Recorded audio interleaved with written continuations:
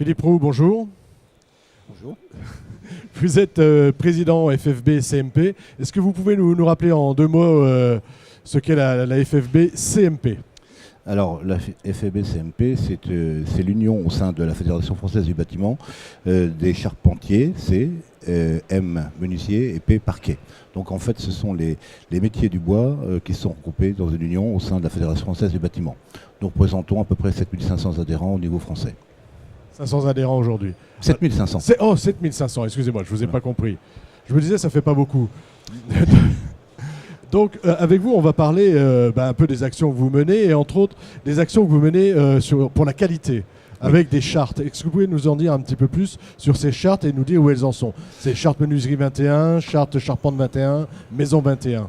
Oui, alors, ont été créées sur l'image dans l'inclinaison de l'agenda 21, des chartes 21, qui sont des chartes de qualité et de progrès. La première qui a été créée, c'est la charte menuiserie 21.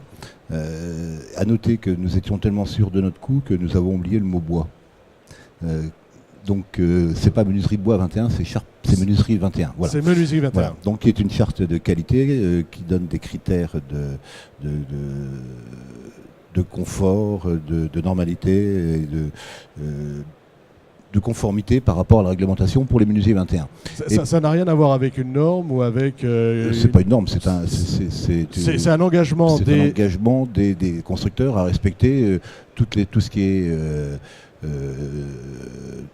tout ce qui représente nos contraintes et toute la normalisation de ces choses-là.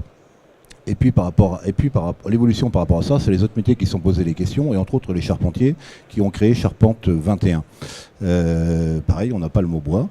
Il faut absolument qu'on insiste sur le fait qu'on est quand même en bois. Donc ces Charpentes 21 sont déclinées un peu sur les mêmes principes et sur trois grands domaines qui sont l'homme, le métier et le produit, le matériau. Donc l'homme, c'est-à-dire qu'on a tout un volet...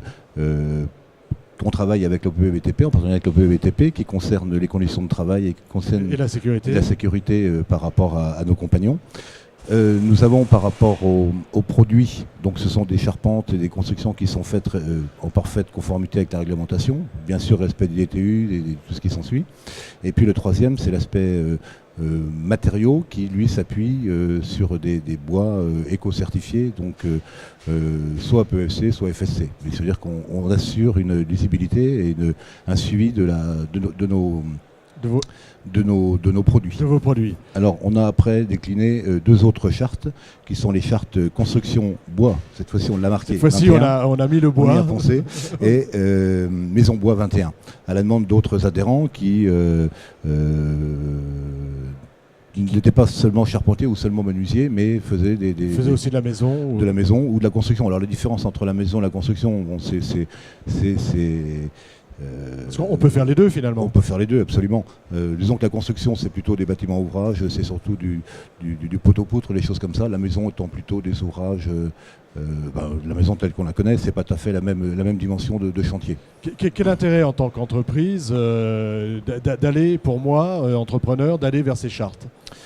En fait, ça fait partie d'adhérer aux chartes, donc c'est de travailler avec les collègues, donc d'échanger avec eux donc d'un point de vue technique, mais d'un point de vue environnemental, d'un point de vue relationnel, échanger par rapport à nos problématiques d'organisation de chantier, d'organisation d'atelier. En fait, c'est faire partie d'un réseau qui permet de travailler très concrètement sur nos problématiques.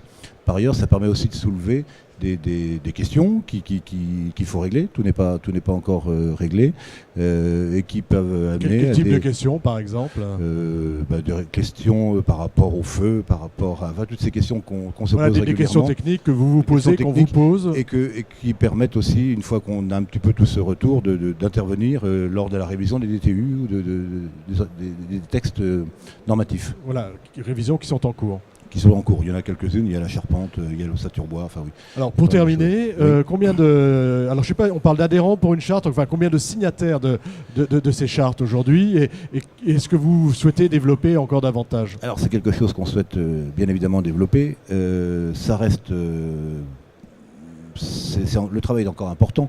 Les menuisiers sont à peu près une trentaine, à avoir signé la charte menuiserie 21. Au niveau des charpentiers, nous sommes une vingtaine. Et pour la construction et la maison, ça démarre. Il y a à peu près une dizaine d'entreprises qui sont dans le groupe. Mais il y a encore beaucoup de choses à faire et surtout expliquer que c'est pas forcément une lubie, mais c'est quelque chose qui permet surtout aux entreprises de progresser. C'est-à-dire que c'est une démarche volontaire sur laquelle il n'y a pas de minimum requis pour adhérer. Voilà, Par contre, il y a un point qui est fait à l'adhésion et après c'est toute la progression et l'aide, la progression qui se fait avec des organismes de contrôle et surtout avec les collègues. Et ça c'est important. Et l'objet c'est de s'améliorer et d'aller de plus en plus vers une plus grande technicité. Merci Philippot, merci. Et puis j'invite toutes les entreprises qui veulent en savoir plus sur Charpente 21 à aller au centre de la FFB. De la FFB et sur votre site internet. Sur le site FFB CMP. Voilà. Merci beaucoup. Merci.